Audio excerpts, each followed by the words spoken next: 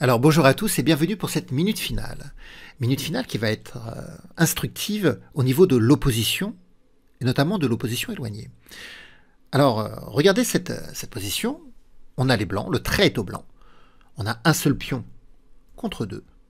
Mais avec les blancs on peut faire match nul. On ne peut pas gagner mais on peut faire match nul grâce à cette thématique d'opposition. Alors vous pouvez mettre la vidéo sur pause pour prendre le temps nécessaire à votre réflexion.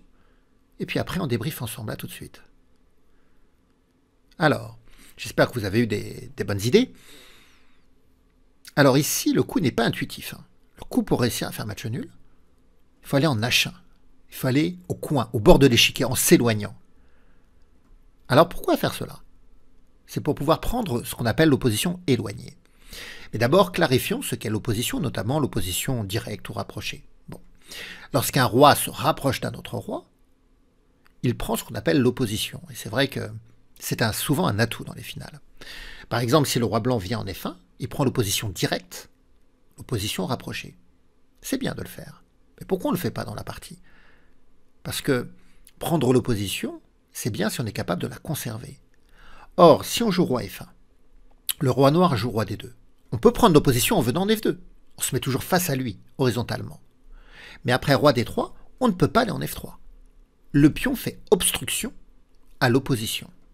Et donc le roi blanc va devoir céder du terrain.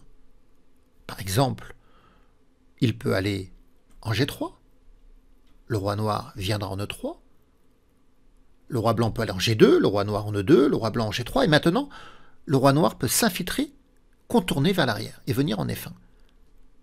Alors, le roi peut aller en G4, attaquer le pion G5, mais on viendra attaquer le pion en F3. Les blancs sont obligés de perdre le pion, alors ils peuvent prendre le pion, mais après, le pion noir ira forcément à dame. Et les blancs perdent.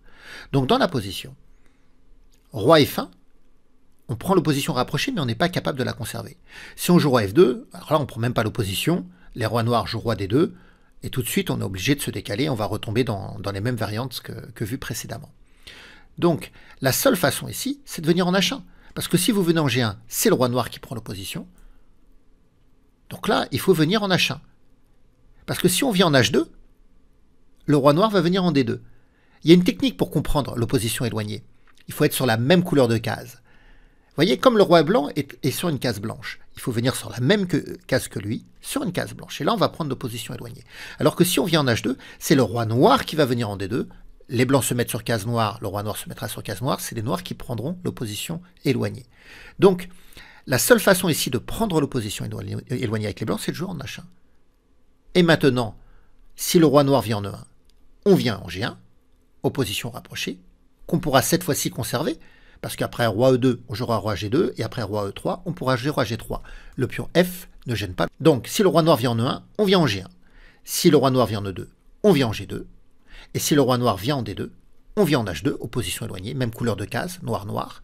Et si le roi noir vient en C2, on vient en G2, blanc-blanc. Vous voyez, donc l'opposition éloignée, c'est se mettre sur la même ligne que l'adversaire et sur la même couleur de case. Alors, c'était intéressant de comprendre dans la position qu'il fallait aller en H1. Et que l'opposition rapprochée, parce que là, c'est bien, on peut prendre l'opposition, mais c'est intéressant que si on est capable de la conserver. Et la présence du pion F3 fera qu'on ne pourra pas la conserver.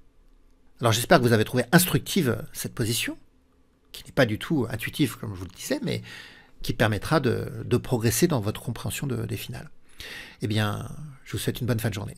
Au revoir à tous.